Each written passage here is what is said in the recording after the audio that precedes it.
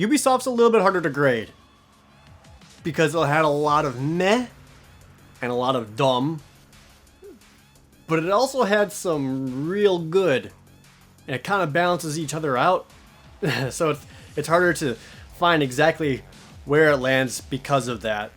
I'm going back and forth in between my head, and I don't.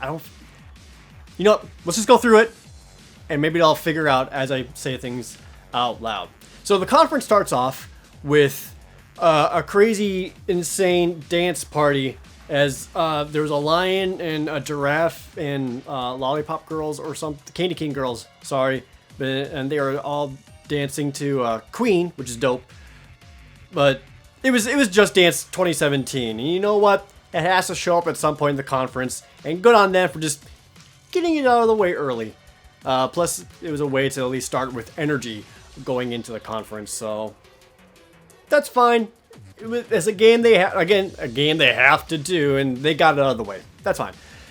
They immediately went into Ghost Recon Wildlands. Now, this was something that they previewed last year with a CG trailer. That was a really cool CG trailer. They had actual gameplay for Wildlands this year, and man, that was so underwhelming.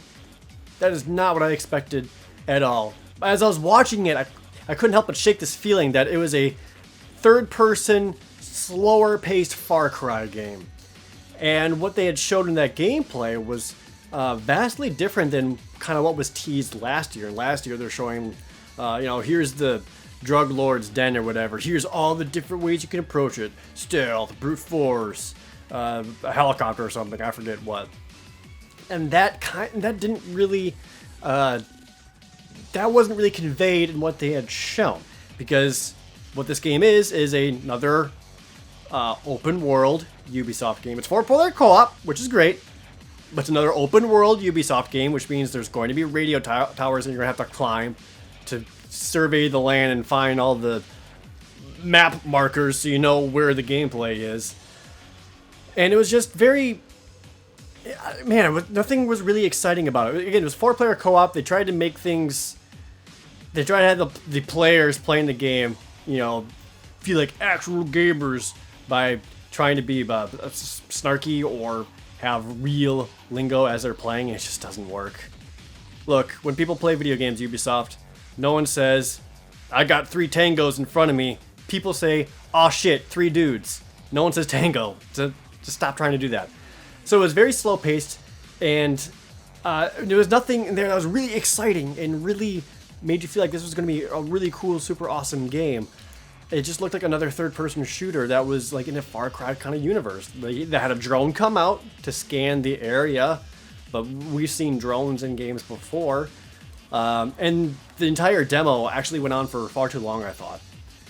It was cool to show all of it, from him trying to get to the bad guy at the end, but he escapes. And then there's a car chase scene as he's on a truck. You have to get after him, and we're on a truck and on a motorcycle, and we're really bad at shooting, and we can't get him off the road. We're just that bad. But then our friend shows up in a helicopter.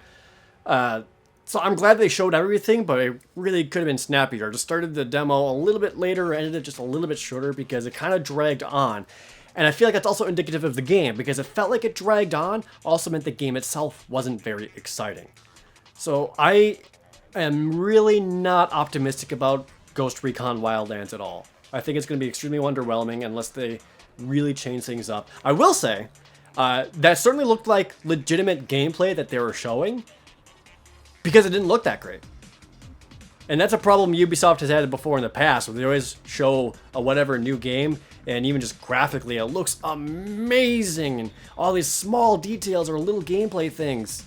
And this one didn't have it. It wasn't bullshot, basically, so this felt more real, so good on him for that, but the gameplay doesn't look that great.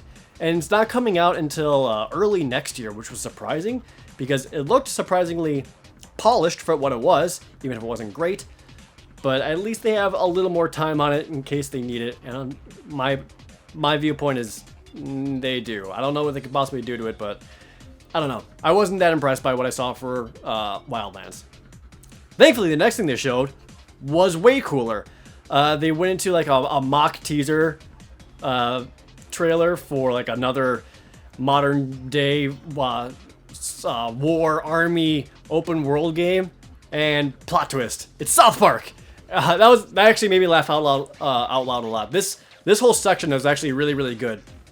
It was a lot of South Park, but it was interesting the whole time, which is more than I can say for Recon Wildlands or say Bethesda's presentation of Dishonored 2. They only showed interesting things. They actually had Matt Stone and Trey Parker come out and talk about the game, and I've seen them before at press conferences in the past, and I always check the teleprompters whenever those guys are out, and they never have a script. They always just talk from their hearts or off the top of their minds, and I thoroughly believe that's what happened here too. You could tell that they were being genuine. They also had some actual funny jokes.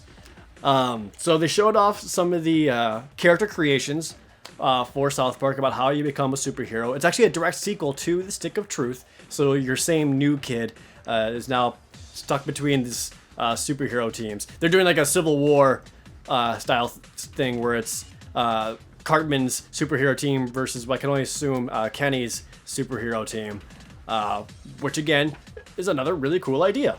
They showed how Cartman makes up backstory for you, but the whole backstory flashback is actually playable, so you can kind of mess around during all of it. But then they actually showed how they improved the gameplay. And it looked awesome. Because one of my main problems with The Stick of Truth was, as much as I really enjoyed the game, the actual like turn-based combat was very basic and just didn't require a whole lot of in-depth strategy or critical thinking or whatever. I think they really took those kind of criticisms to heart because they seem to really address that with the Fractured Butthole. So it's the same kind of turn-based gameplay, only now it's grid-based. So you can actually move your superheroes around on this grid, hide behind objects. Some of your moves will push enemies back or pull them in. They can do the same to you, so you can hit them into other superheroes for a bonus attack. You can hit them into objects to deal extra damage. Your power of your farts. One of the powers they showed is that you can now use that to basically manipulate the timeline of who's going next. So you can like kind of alter the turn order, basically, which is another really cool tactical thing that you can do. So I really liked what I saw for how they updated the gameplay. Just putting a little tactical in there, and it seemed very simple. It wasn't like Final Fantasy Tactics scale, where it's very huge areas. It was still the same kind of battle scenes from Stick of Truth, but it was maybe 12 by 12 grid or so. I don't remember, but it was cool. I like what they're doing with the gameplay. That got me much more interested, and I think I could get a lot more involved with the battles because of that. So awesome. I think that's really cool. They also said that if you pre-order South Park The Fractured Butthole on any one of the platforms, you'll get a free copy of South Park Stick of Truth, which I highly recommend because Stick of Truth was still a really fun and a really funny game. And that makes me very excited for the next South Park game, which comes out in December. So this whole area was a really good section. Matt and Trey were energetic and enjoyable to watch and listen to them talk about the game and make their different jokes. They take cracks at the Marvel Cinematic Universe and DC Comics throughout the whole thing and the whole game, and it looks really entertaining. This was a great part. After that, they came out and started talking about The Division, and once again talked about the expansion pack stuff, which was already talked about during the Microsoft press conference, which is those are coming at the end of June. PS4 owners get it at the beginning of August. They still didn't really show a whole lot of the expansion pack or what's really new with it. I'm still not certain that it's going to infuse players back to the game or want to make them come to return. They also teased the next expansion pack, which was called Survival. And this was a CG trailer that was all about how it kind of goes back in time a little bit as the outbreak or plague or whatever just happened, and you're actually in this zone and you have to survive. But it was just a CG trailer, so I don't really know what that means. I'm guessing it means all the food and bullets and stuff that you find are much more limited, and whereas before food and water was like a temporary buff you can do to yourself, they become necessary to survive. Maybe they make it a kind of roguelike, where if you die, you lose all your stuff. That would be kind of a cooler idea, especially if they do it with the Dark Zone. But it was just a CD trailer, so I really didn't get anything from it. I mean, they basically say there's a survival concept coming, but we only have speculation, so it's easy to speculate the best possible scenario instead of the worst. And since they didn't really say anything, this was also kind of a miss for me. I want to give it the benefit of the doubt, but I don't know. Again, the Division was so lukewarm to me when I played it. I don't even think a survival add-on would make me want to go back and play it some more. But if you're still playing the Division, you'll have another game mode to play. After that, they went to their VR stuff, which wasn't a whole lot. They showed off the Eagle Flight game, where you play as an eagle. I don't know what the full extent of the game is going to be, but they showed a 3v3 PvP mode, where they had 6 players, 3 on each team, all wearing Oculus Rifts and playing against each other. It was not what I expected. Everyone was an eagle, and they basically had to capture a dead rabbit and then fly it back to their nest and drop it off of their nest, and it was best of 3. Which is eagles flying against each other and trying to grab food. It's actually kind of a cool idea. Like, okay, that's neat. And then I saw that you could actually kill the other players. So like, oh, cool, that's awesome. Until I realized that you kill the other players by shooting your eagle gun. Like, they shoot bursts of wind or something, and that somehow hurts the eagle, and if you do that enough, they explode into feathers. And that's not what I was kind of hoping for. It was just kind of another weird flighty shooty game. I thought it was going to be you're an actual eagle and you have to like dive bomb them and stare them up and stab them with your beak, and that could be really cool, especially for a VR experience, because then you get that sense of motion and speed as you're dive bombing into this eagle. And if I would imagine with the Oculus Rift and having that visual awareness, it'd be easier to find your target and aim at them. No, you shoot your eagle gun. All right, I'm not entirely sold on that one. Plus, the idea of having 6 people with an Oculus Rift, I'd imagine it's going to be online play to make something like that even feasible. But it didn't seem super great. I'm sure it'll be okay. I have no idea what the single player is like. If there is single player, I believe there is. All I know about it is that you're an eagle and you just fly around a lot. It seemed more like an experience than a game. But this PvP mode, I was on board until there was an eagle gun. But then they did go into a far cooler VR idea, and that was Star Trek Bridge Crew. And I think this is basically something that we've all always wanted in our entire lives, and that's to have a cooperative experience on a spaceship bridge like Star Trek. And it's all Oculus Rift based with the controllers. You have a captain, you've got engineering, you've got the tactician. You're there on the bridge and you're playing Star Trek. That's awesome. That's exactly what I would always wanted to see. Even a game like FTL, I've always wanted that kind of co-op, like that kind of cooperative same starship experience. And now they have a VR version. I actually think it's really, really cool. And what they kind of showed of it looked really, really awesome. Now that one was a little, the way they presented it was, the most ideal situation in that they had all 4 players in the same room, all with their own Oculus Rift. In real life, that's not going to happen. Everyone's going to be at whatever home they are, playing on their own computers and talking over Skype or Discord. Ideally, I would have it so all 4 Oculuses are hooked up, and I would arrange my recliners to actually represent those people on the bridge, so you can actually look over at your crew members wherever you're sitting in like that general space. That would have been way cooler, but that's not going to happen in real life. Either way, I actually think that looks awesome. I think a lot of people always wanted a Star Trek bridge simulator kind of thing, and this is probably the best way to go about it. So this was really, really cool to see. And I was actually really excited for that one.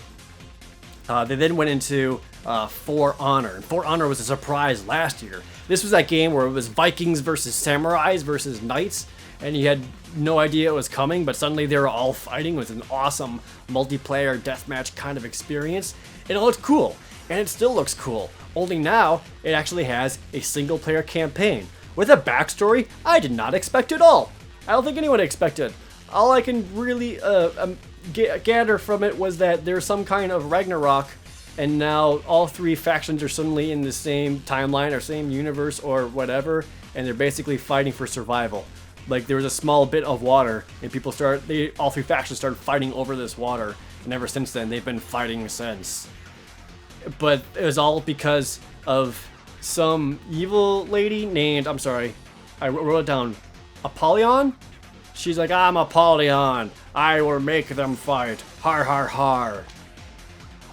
Okay, that was a completely bizarre backstory and not what I expected at all. But very cool that For Honor does have a single player mode, because I was under the impression it was going to be multiplayer only. So, and they did show some actual gameplay for it. They had a bunch of Vikings on their longboats attack a samurai fortress on the beach, and then he's got his giant war axe. And they showed some of the gameplay where you use right stick to actually change your angle of your block and your attack against different dudes. Just showed them like shoulder tackling guys and slamming them against spike traps or throwing them over walls or whatever. The gameplay still looks pretty cool, even for single player. Multiplayer is going to be awesome as well. So that's another one I'm actually still looking forward to. It's not coming out until Valentine's Day next year. Man, that one still looks cool. That was another really good moment. Ubisoft then went to talk on some of their smaller indie-year titles, including a sequel to Grow Home called Grow Up, which I didn't really play Grow Home enough, so I couldn't tell you what was new or different in the sizzle trailer for Grow Up. It kind of looked like the same game to me, to be honest. I could be completely wrong because I didn't play enough Grow Home. But nothing there screamed super cool sequel to me. I know it was a game that a lot of people enjoyed, but sadly that was one I never got around to. But it's another game that's coming. And then out of nowhere, they did a WrestleMania style intro for two dudes who were dressed entirely in like tiger striped jumpsuits, and they came out and they're all like, yeah, there's explosions and rock music. They're trying to like hype up the crowd, and the entire crowd was just going, what the fuck is going on? And they get on stage. It was a very bizarre thing, but I understand why they're trying to throw back to like 80s style WWE wrestling, because it was the creator of Trials Fusion plus the creator of Far Cry 3 Blood Dragon, and they mashed the games together. So that's why you now have Trials of the Blood Dragon. So imagine Trials Fusion with Blood Dragon Insanity. So it was Trials Fusion, but you're shooting a gun on your bike, or you had a jetpack, or sometimes you had a grapple hook and you swung across. I think you're on foot at one point as you run around, but still shooting your gun. But the game is out right now. It was another sudden surprise, so you can go get that game right now and download it. But there you go. That's fun. It was a bizarre way to introduce it, but they're having fun with themselves, I guess. After that was Assassin's Creed, the movie. I was promised there wasn't going to be any Assassin's Creed at this Ubisoft Press Conference for the first time in years. They were partially truthful because they still talked about the movie. They had the producer come out. I forgot who he was. He came out and started talking about the Assassin's Creed movie and how it's so cool. The gameplay has got such a rich storyline. We're bringing it to life with Michael Fassbender. Michael Fassbender is starring Michael Fassbender. And they showed some scenes from the movie, a couple behind the scenes thing. But man, I don't know. I still don't know about that movie. It comes out in December. And they've already said that only 1/3 of the movie actually takes place in the past, where the assassins are. So it's kind of hard to get excited about it just knowing the stuff that people are actually interested in about the Assassin's Creed series isn't a majority focus for this movie. I don't know. And okay, now I'll get back to that. It has to do kind of with the Assassin's Creed movie, but I'll circle back around.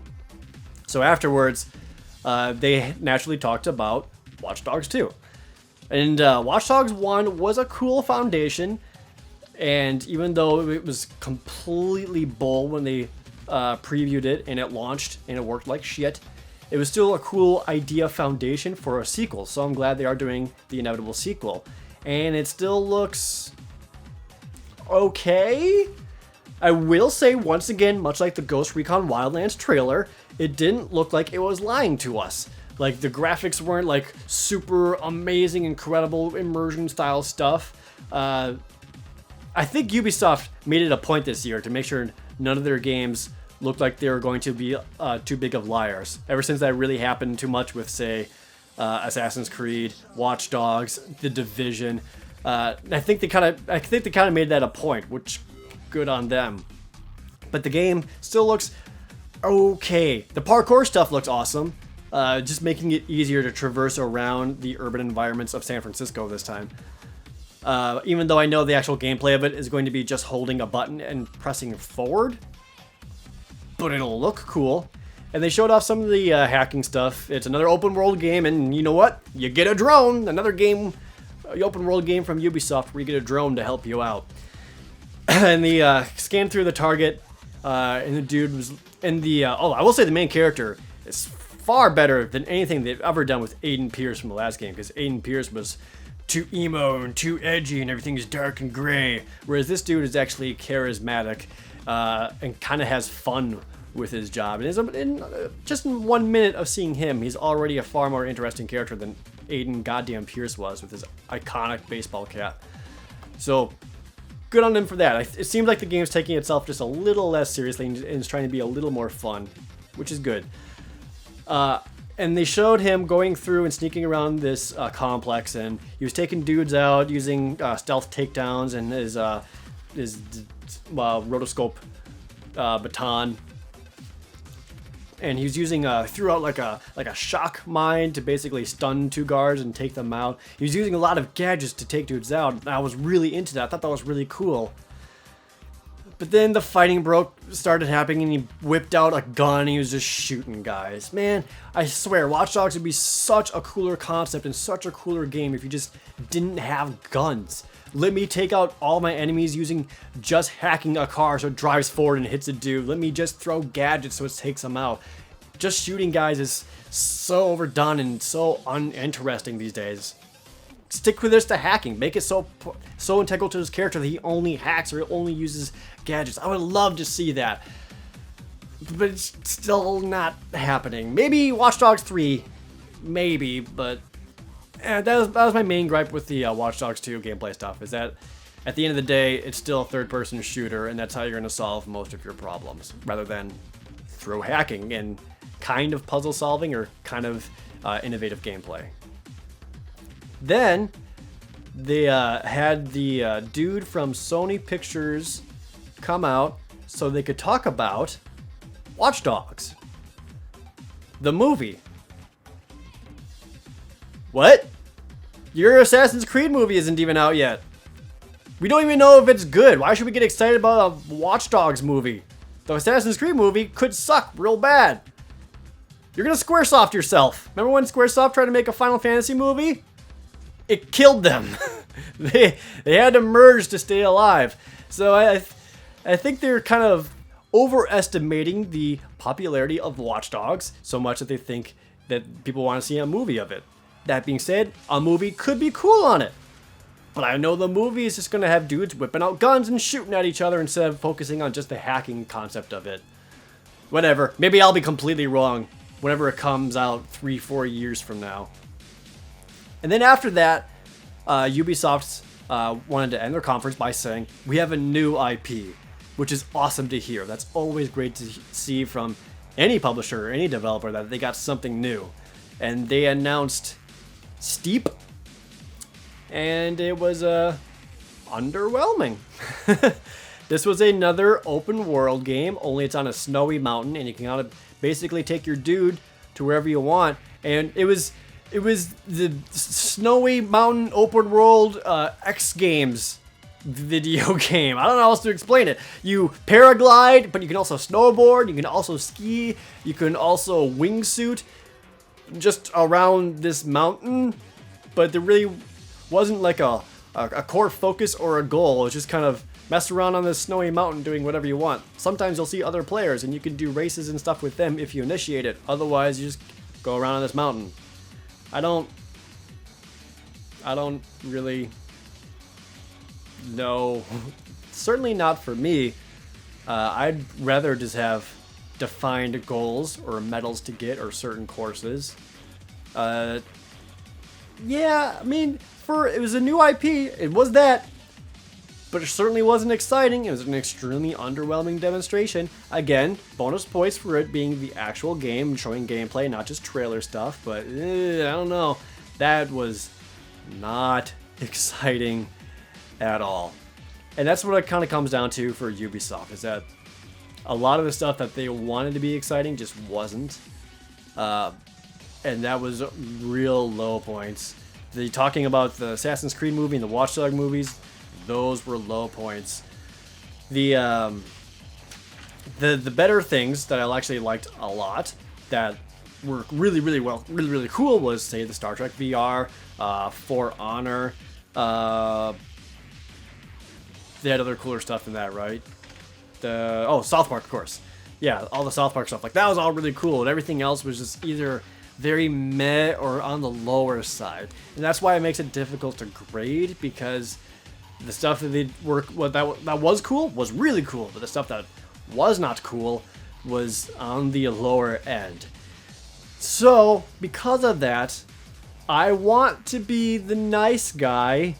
I was kind of teetering between a D+ and a C-, and I'll be the nice guy and go C-. Just because I'm glad they showed a lot of actual gameplay stuff. Even if it wasn't very good or very exciting, they at least committed to showing actual gameplay. The presentation of the entire conference was still way too long. It was 2 hours. They could have shaved that down to shave off 30 minutes. No problem, and really sped up a lot of things, because they wasted a lot of time on frivolous things, such as WrestleMania intros or talking about the Assassin's Creed movie instead of just showing bits from the Assassin's Creed movie. But again, I'll be nice and I'll go C-. You're this close to a D+ though, Ubisoft. You're this close. You showed more gameplay than Electronic Arts and way more games than Electronic Arts. Good on you. But still not the best conference in the world. Either way, I am excited for the stuff that was really cool to me. I'm excited for the new South Park game. I am excited for For Honor. And if I get an Oculus Rift, I think the Star Trek Bridge Crew would be really fun to play. So you were on both sides of the spectrum, Ubisoft. It was better than previous years. I'll give you that.